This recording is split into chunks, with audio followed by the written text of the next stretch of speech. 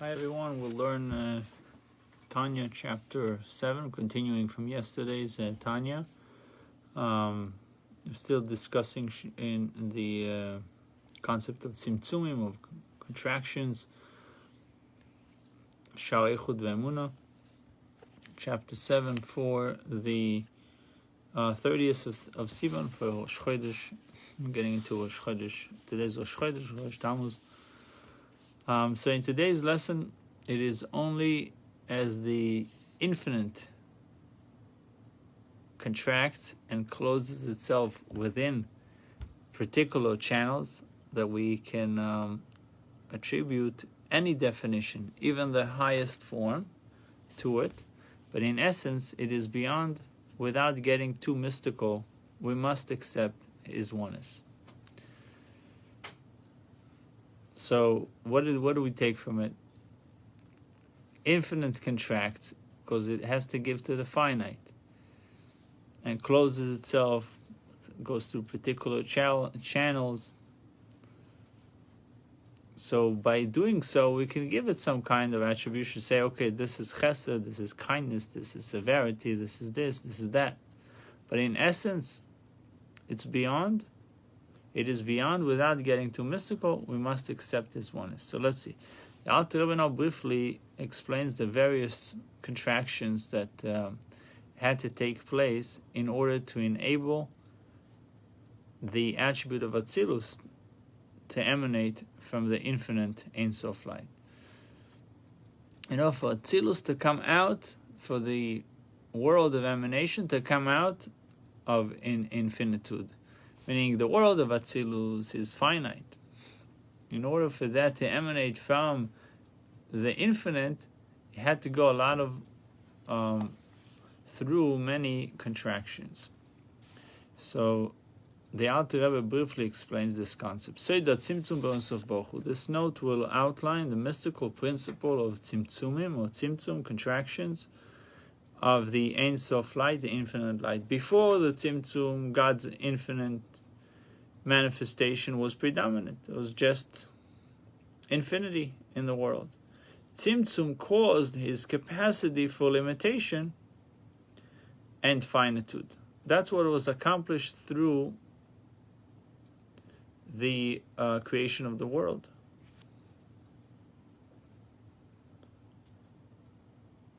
After the tzimtzum, after the contraction, tzimtzum caused his capacity for limitation and finitude, which previously had been submerged within his finite power, to be revealed. So before the creation of the world, Hashem also had the power of limitation, but it was not revealed. The creation of the world revealed the power of limitation.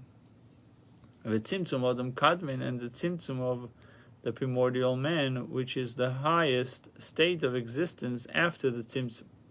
So once tzimtzum took place, that's the highest level, Adam Kadmin. And the primal thought that contains and is the source of all subsequent emanations and creation.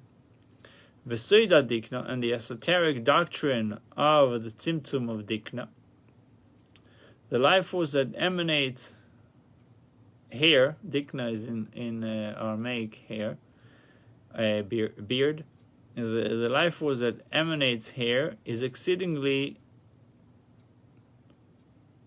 attuned or attenuated to the point that cutting it causes no pain, meaning that there's so little life force in hair that when you cut your hair, you don't feel any pain.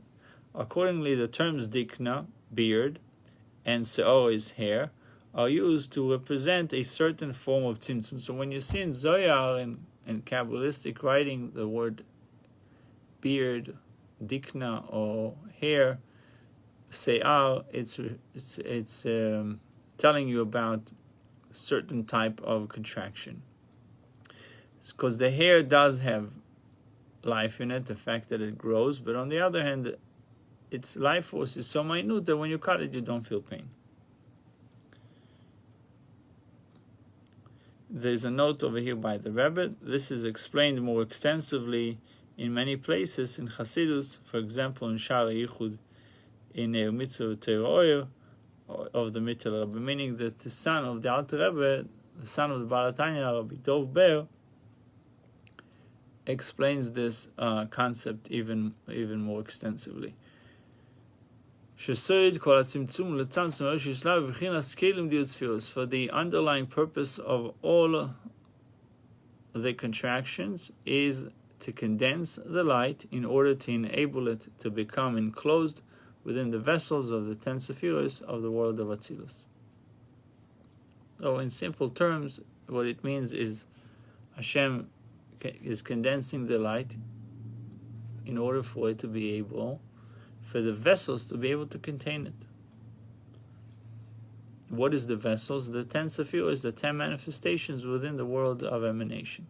These vessels assume the specific form of wisdom or kindness. By contrast, the divine light that permeates these vessels is essentially simple. When through Tzimtzum the vessels come into being, and the light closes itself within them and becomes fused with them, wisdom and kindness become one with God.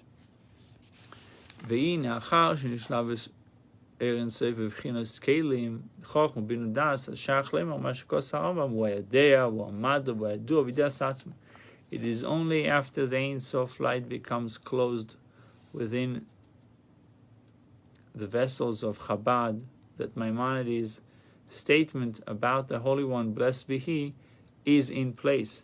He is the knower, and He is the knowledge, and He is the known. And by knowing Himself, He knows all creation. For the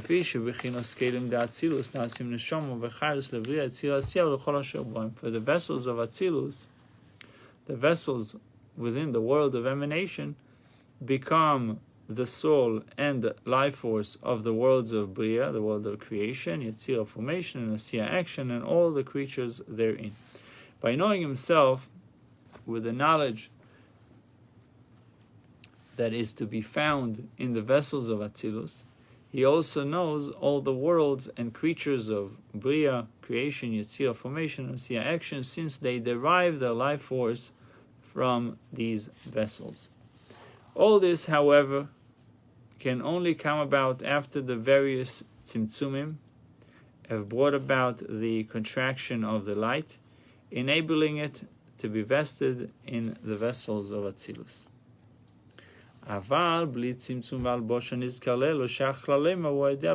However, without the aforesaid tzimtzum and investiture of the light in the vessels, it is not at all appropriate to say that He is the knower and He is the knowledge. The whole category of knowledge cannot be ascribed to God, even in so exalted a manner as in the statement, He is the knower. So in other words, when can we say that Hashem is the knower? Only when the light is infused in the vessels. Once the contractions take place and the infinite goes into the finite within the vessels of Atzilus, you can say God is the knower, the known, the knowledge. For He is not within the realm and domain of knowing and knowledge at all, God forbid. Rather, but infinitely elevated above even the level and the bounds of wisdom. For even the statement that He is the knower implies restricting God, so to speak. So one particular faculty, wisdom, as distinct from, let's say, the attribute of kindness or mercy, God, however, utterly transcends all such bounds. To the extent that in relation to Him, the level of wisdom is considered like the level of physical action. We mentioned this concept yesterday. Now, before the note, the Alter Rebbe had said that the manner and nature of the flow and emanation, how and what is known to the savants, to the smart ones, it is they who understand how from the Ein Sof light there emanated the intellectual and emotive attributes, which even after their emanation are so completely fused with God that it can be said that He is the knowledge. The Alter Rebbe now goes on to say, "Ve'hine ein lanu esek v'nistoris." We are not concerned with esoteric matters, how the emanation of the spheres from Ein Sof light came about, and the subsequent manner of the unity with Him. We're not concerned with these things. And what are we considered concerned with? Aniglos lanu, with the things that are revealed to us. Achaniglos lanu, and obviously in parentheses, niglos, because it's not revealed to us. But it is incumbent upon us to believe with complete faith matters that are revealed to us, that He and His attributes, the vessels and the spheros, are one. The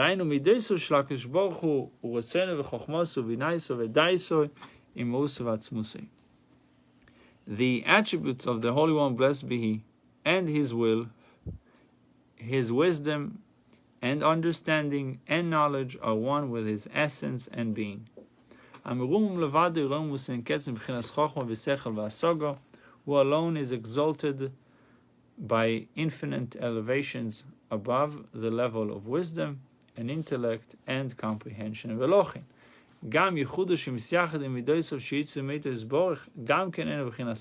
Hence, since He totally transcends intellect and comprehension, His union with the attributes which He emanated from Himself is also beyond the realm of comprehension. It is impossible to understand how He unites with them. Rather, this may be apprehended only through faith. How Hashem is united with His vessels. The light and the vessels are united with Him, are one and united with Him.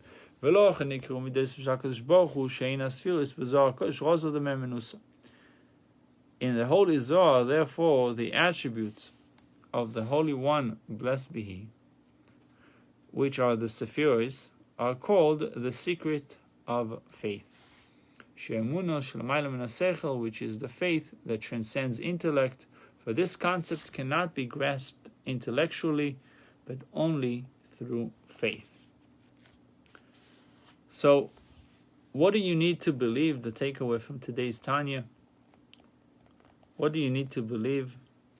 God and His attributes, used to create the world, are one. His knowledge is not an addition to Him.